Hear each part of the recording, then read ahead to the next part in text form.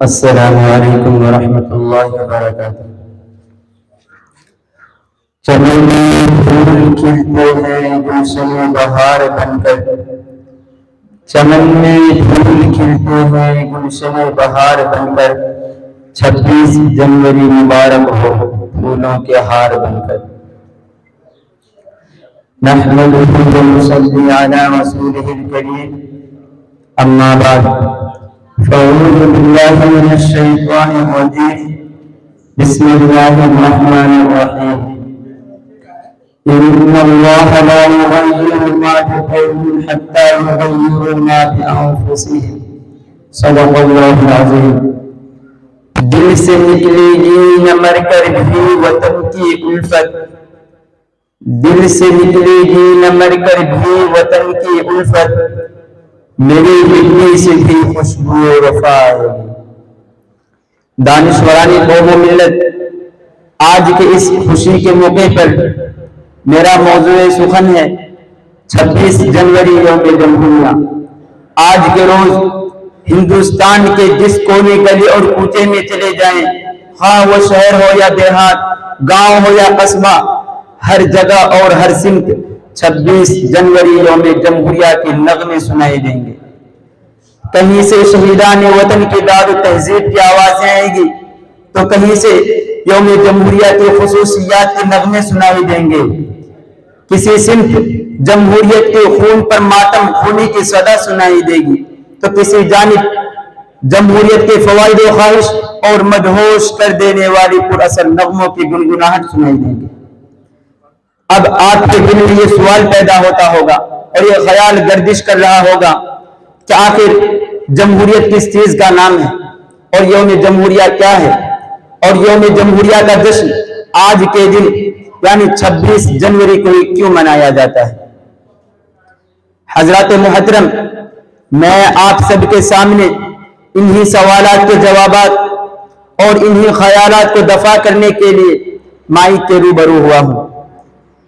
حضرت گرامی، آج سے کچھ سالوں پہلے ہمارا پیارا ملک ہندوستان تن کے گورے اور من کے کالے یعنی انگریزوں کا غلام تھا اور پورے ملک میں انگریزی نظام چلتا تھا۔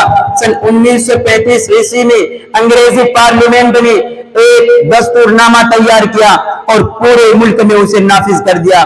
اسی دستور کے مطابق آزادی ہند کا عمل برآمد ہوتا رہا، لیکن جب ہمارا پیارا ملک ہندوستان سن 1947 عیسوی میں انگریز ظالم کے پنجے سے آزاد ہوا اور ہمارے بزرگوں کی خاطر تکمیل ہوئی اور مجاہدین وطن کے بہنے والے خون آب و رنگ زاری لائی، تب ہمارا ملک آزاد ملکوں میں شمار کیا گیا۔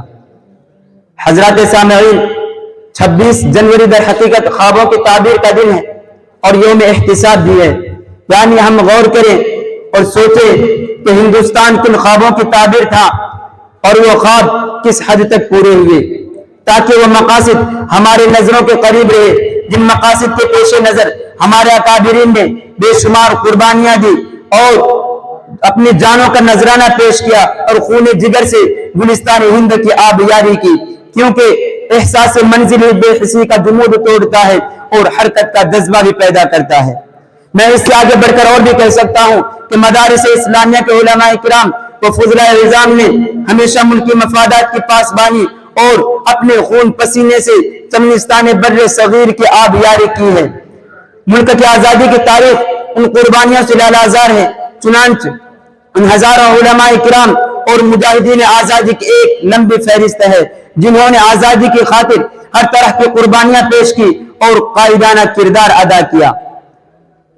حضرات گرامی، سن 1857 عیسوی کی جنگ آزادی میں علماء کرام نے باقاعدہ حصہ لیا۔ یہ علماء کرام حضرت شاہ ولی اللہ محدث دہلوی اور حضرت شاہ عبدالعزیز محدث دہلوی اور حضرت سید احمد شہید رحمہ اللہ کی سلسلۃ الذہب کے سنہری کڑی تھے۔ اس جنگ کے لیے علماء کرام نے عوام کو جہاد کی ترغیب دلانے کے لیے ملک کے طول و عرض میں وعظ و تقریر کا بازار گرم کر دیا اور جہاد پر ابھارنے کا فریضہ انجام دیا، نیز ایک متفقہ فتویٰ جاری کر کے انگریزوں سے جہاد کو فرض عین قرار دیا۔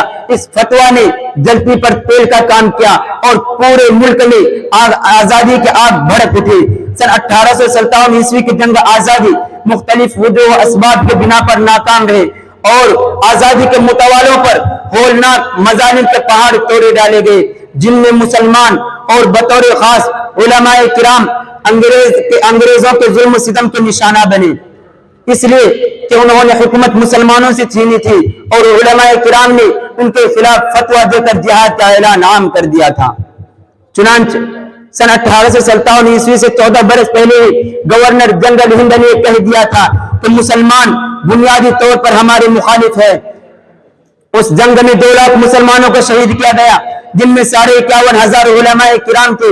انگریز علماء کرام کے اتنے سخت دشمن تھے کہ داڑھی اور لمبے کرتے والے کو دیکھتے ہی پھانسیاں دے دیتے تھے۔ صرف دہلی میں 500 علماء کرام کو پھانسی دی گئی۔ علماء کرام کو زندہ خنزیر کی چربی میں سی دیا جاتا، پھر نظر آتش کر دیا جاتا۔ کبھی ان کے بدن پر خنزیر کی چربی مل دی جاتی تھی، پھر ان کو زندہ جلا دیا جاتا تھا۔ ہم نے سیکھا ہی نہیں کہ میدان سے واپس چلے جانا، ہم نے سیکھا ہی نہیں کہ میدان سے واپس چلے جانا، سیکھا ہے تو بس دشمن کو ہرانا، وطن کو بچانا اور موت کو گلے لگانا۔ حضرات محترم، یوم جمہوریہ ایک قومی دن ہے جسے پورے ملک میں بڑے جوش و خروش کے ساتھ منایا جاتا ہے، کیونکہ آج ہی کے دن یعنی 26 جنوری سن 1950 عیسوی کو آزاد ہندوستان کے آئین کا نفاذ عمل میں آیا تھا اور اس کے ساتھ ہی ایک جمہوری طرز حکومت کا آغاز ہوا، اسی لیے آج کے دن کو یوم جمہوریہ کہا جاتا ہے۔ سامعین، دستور ہند میں ہمارے ملک کو ایک سیکولر اسٹیٹ کہا گیا ہے، یعنی یہ ملک مذہب کی بنیاد پر حکومت نہیں کرے گا اور مذہب کی بنیاد پر کسی کے ساتھ بھید بھاؤ نہیں کیا جائے گا اور مذہب کی اور ذات پات اور مذہب کی بنیاد پر کسی کو شہریت کے حق سے محروم نہیں کیا جا سکتا۔ ہر ہندوستانی شہری قانون کی نگاہ میں برابر ہے، ہر شہری کو آزادی رائے، آزادی خیال اور آزادی مذہب کا اختیار حاصل ہے۔ اسی لیے ہندو، مسلم، سکھ، عیسائی اور دیگر تمام مذاہب کے لوگ اپنے اپنے مذہب پر عمل کرتے ہوئے ایک مشترکہ خوبصورت گنگا جمنی تہذیب کو فروغ دے رہے تھے اور ہمارا ملک ترقی کر رہا تھا۔ لیکن وطن عزیز کو نہ جانے کس کی نظر بد لگ گئی کہ ہر طرف بد امنی اور بے چینی پھیلی ہوئی ہے۔ کچھ لوگ ہیں جنہیں قومی یکجہتی راس نہیں آتی اور ہندو مسلم اتحاد کو پارا پارا کر دینا چاہتے ہیں اور گنگا جمنی تہذیب کو تار تار کر دینا چاہتے ہیں۔